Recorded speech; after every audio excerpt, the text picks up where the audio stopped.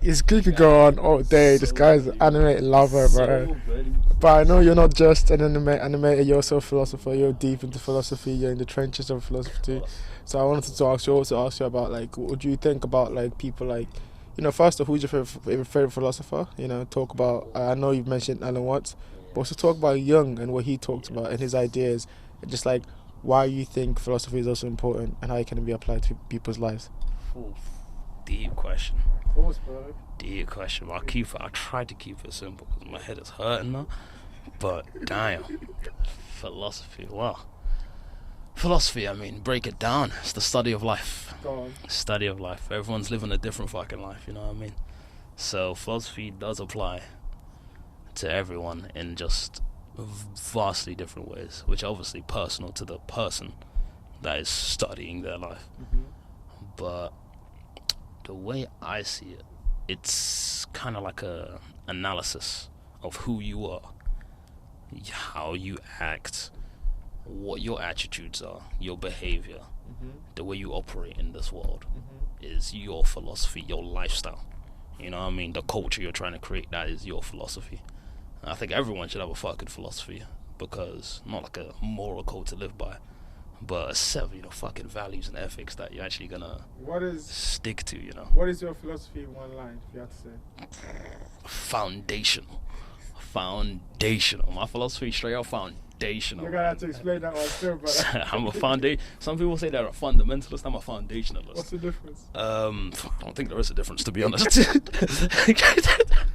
I don't think there is a difference, to be honest. Because you learn the fundamentals. That's just the basic aspects. Right. But the foundations is where everything is built upon, bro. So if your foundations are shaky, your castle will fall. It's as simple as that. Yeah, sandcastles and that. Yeah. Build, in my opinion, focus on the foundations until they are fucking obsidian. Oof. And then build everything on top of that. And then, that's mad still. Then even if you fail, you fall back on some of the strongest foundations and you can just rebuild that shit like 100%, light work. 100%. Light work is there's basics, man. I have a question on that. Fundamentals. It's basically the same question I asked before. Then it's just about like you mentioned foundational and you mentioned all these people. Who are the people that you use to build your foundation? So talk about. I know you've mentioned Alan Watts. Are there any others that you use to build your own foundation? There's like at least 70 motherfuckers I can think of right now. And that's not even an exaggeration, but because there's not just because they're not all philosophers as well. Okay. These are people I've met in my life as well Okay. that inspire. Fair The enough. fucking But speak on Alan Watts. I know that's your big that's- influence of you. So I'll give three. Alan Watts, Mm-hmm. dope fucking philosopher. He's kind of what I would. That's I think how people should really see and view philosophy, religion, doctrines. He basically goes through. He takes interest in like a bunch of different religions, philosophies, and different doctrines. He's become like he was secular as well. He made his way up in the church, became a priest, maybe, I can't remember, not too sure, bishop or some kind. So he knows the religion side of things. It didn't work for him, so he kind of like split basically. kind of went out and on a search to seek his own truth, find his own truth. Through there, he developed like his own fucking, not really his own doctrine, but he takes from a lot of different fucking places: Buddhism, Taoism, Zen, fucking the Vedic goddamn structures. So a lot of words I've not heard. But go on. But even like theocracy as well, like Christianity, Islam, Judaism. He takes from all of them and applies them to, I guess, his own way of living, which is I think is what everyone should be doing, really, because there's no right way to do things. There is only the way you do them. You know what I mean? The how it is done. It's never what you do, it's how it's done. 100%. There's no idea is original. There's nothing new under the sun. There's one like no. It's never what you do, it's how it's done.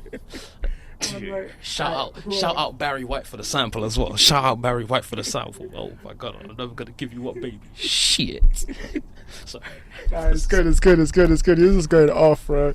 I just got him on. I caught him on a good day. He just got on one. But now you were saying. So you mentioned Alan Watts. Is there anyone else that you would consider? Because for me, right, when you mention about the philosophy, I go straight to Jung. I go straight to the understanding of the shadow. You know, we're out here in darkness, bro. You know what I mean? Like, literally, because the camera and, you know, how dark it is right now. But also just, like, in terms of just, like, understanding the self, right? So go on Jung and what Jung teaches us.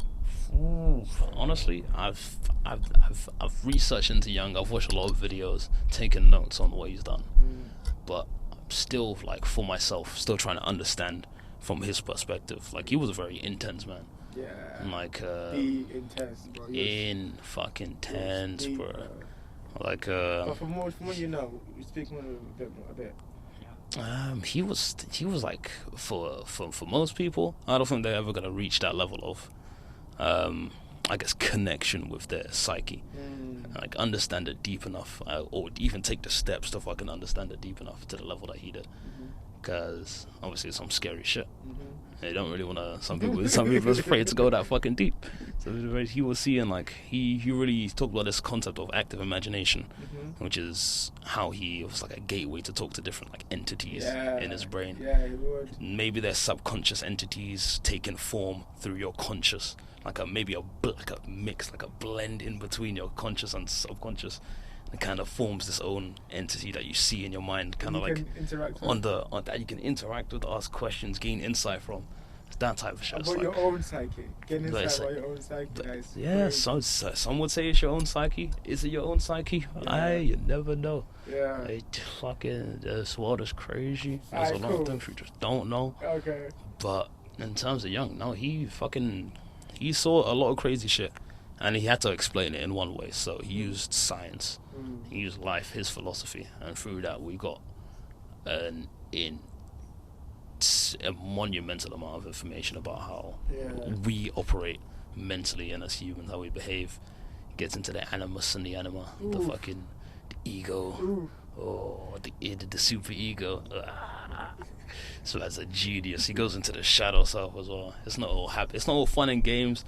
It's not like, there's life has no meaning, like fucking Nietzsche. It's like, bro, this man is like, I've seen God, man, nigga. I've seen God. I don't need to believe, brother. This man was on a different level. He was on a different level of spirituality, man. He went beyond philosophy, just went straight into the fucking, I don't know how to pronounce it. Spiritual. Yeah, you tried to pronounce it earlier. So try to pronounce it earlier. You tried to pronounce the word earlier. Spiritual philosophy. Study of spirit. Yeah, study of spirit. Yeah. But yeah, bro, I'm trying to keep us afloat because I know the audience is just getting deep, learn about Jung and all of that. But there was one thing that I remember you told me, and I want you to just go a bit on. So, what is the basic instructions before leaving Earth? The basic instructions before leaving Earth.